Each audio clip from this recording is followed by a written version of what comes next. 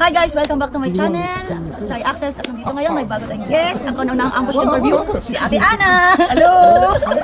So, ayan, pwede ako prepared. Nilalamig na siya.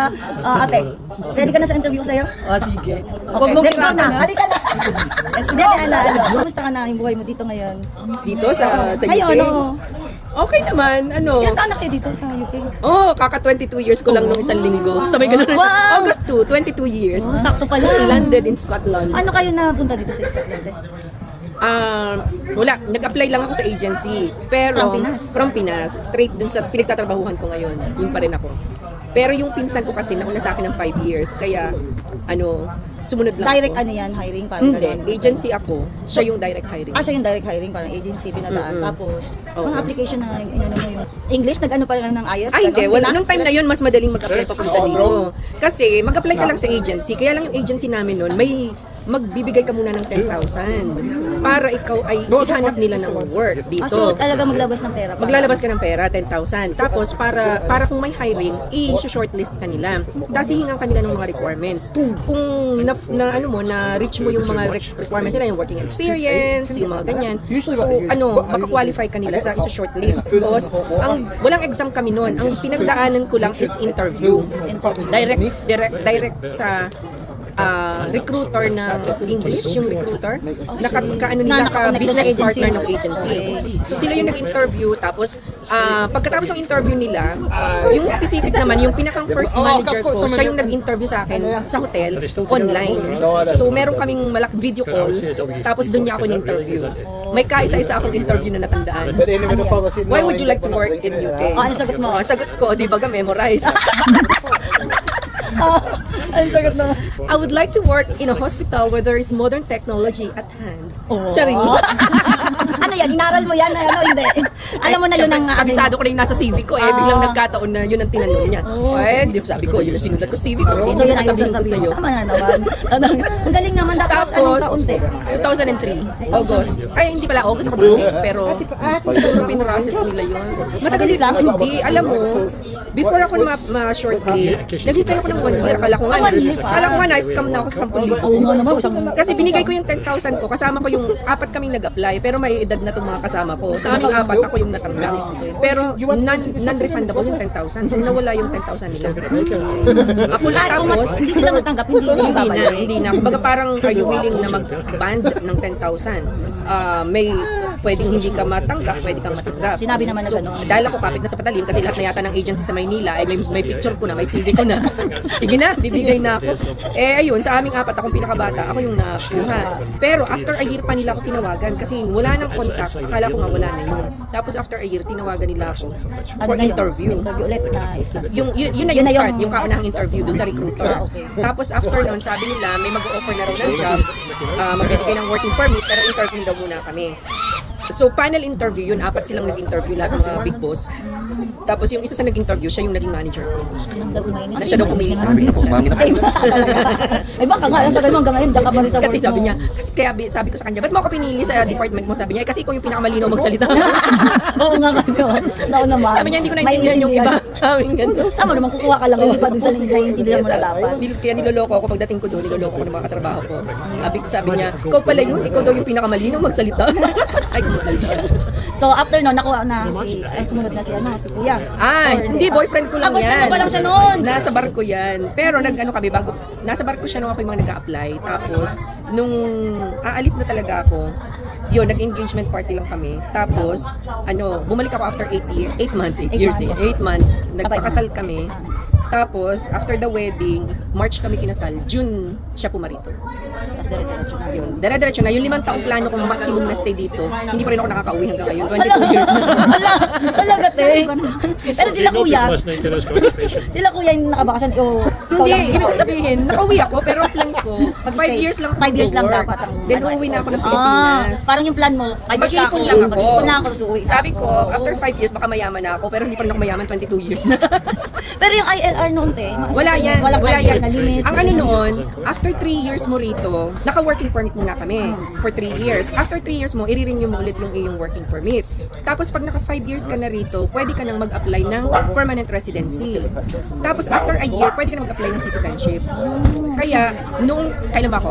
2003 hanggang 2008, tama no? Hanggang 2008, ako ay permanent resident. Hindi, 2003 to 2008, working permit ako. Tapos 2008 to 2009, 1 year ako sa permanent residency. Yun yung ILR namin ngayon. Tapos, 2010, tanda ko kasi nag-ano sa Facebook kanina. Doon ako nag-citizenship ng 2010. After a year, pwede ka na. Mura lang noon. Kasi Magkano, te?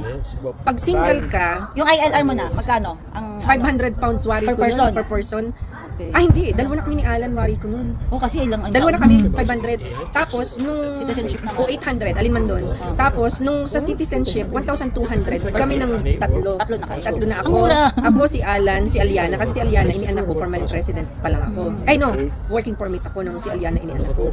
Kaya, si Alaysa, nung inianak ko, permanent resident na ako. Kaya, automatic Automatic English. na siya. So, kaming tatlo lang, 1,200.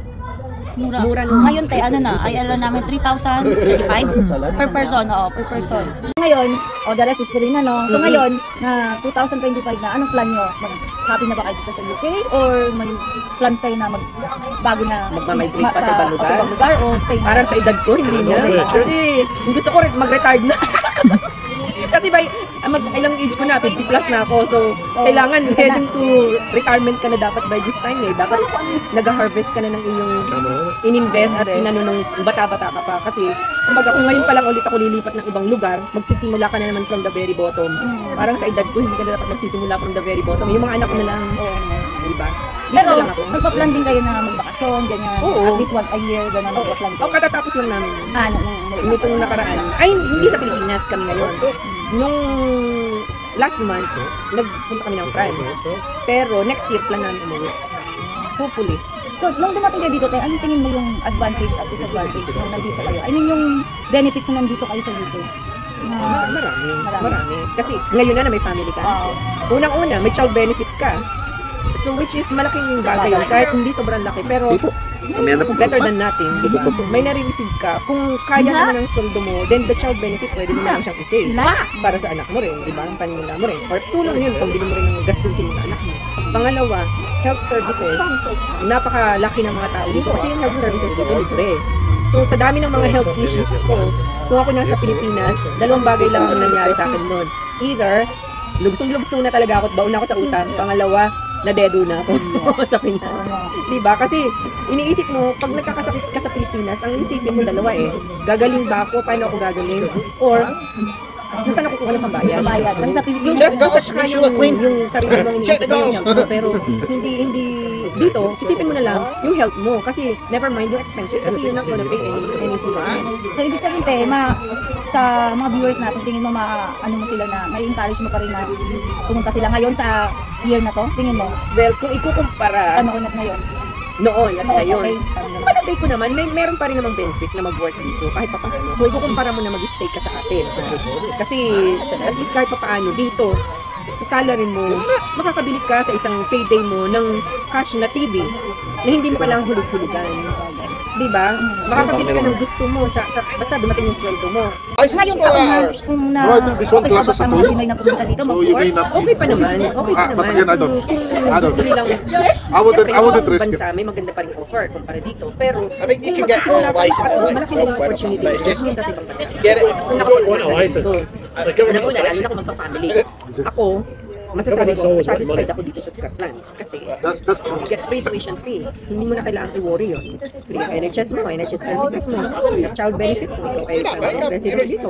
Diba, kumbaga sa That's the first I've seen one. mag-work ka na nga lang at mag-save ka, mag-invest ka para makapag-retire ka na lang.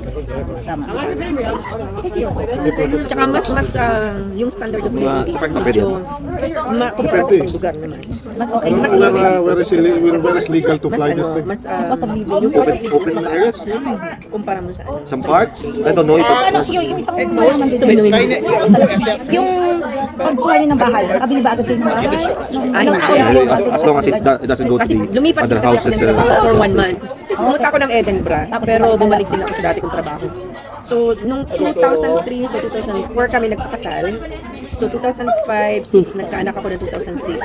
2007 kami nag-mortgage. So ano pa yun? Yung visa niyo, working visa pa, ikaw pa yun?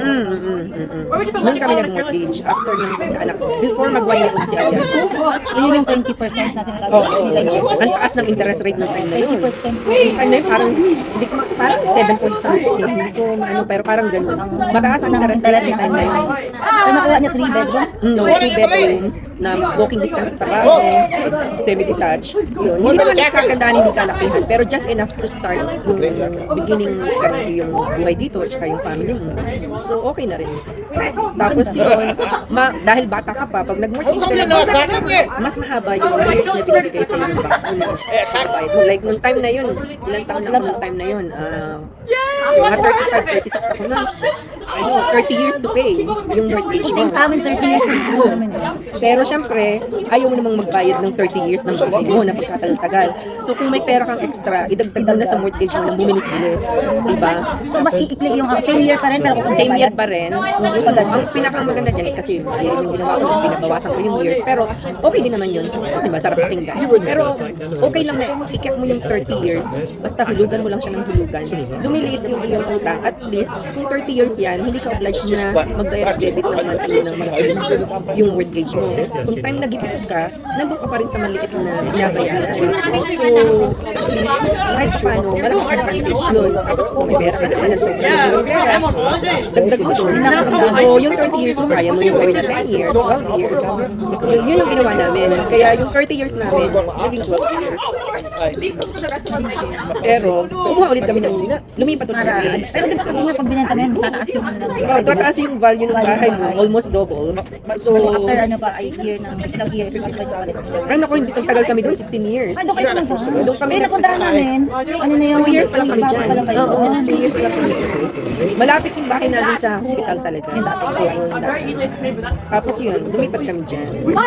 After, hindi 2 years ako. Kasi lumaki na rin yung mga bata. Kailangan namin ng space. 2 bedrooms lang kasi yung natin. Just careful, ano man natin eh. Oo, gusto nila ng separate. Magkaiba sila ng mga gusto. So, kailangan may space talaga. Thank you, Te ha. Anong pwede mong iiwan, life verse or motto or mantra sa buhay na pwedeng matutunan ng ating Parang nasa Isaiah yun eh.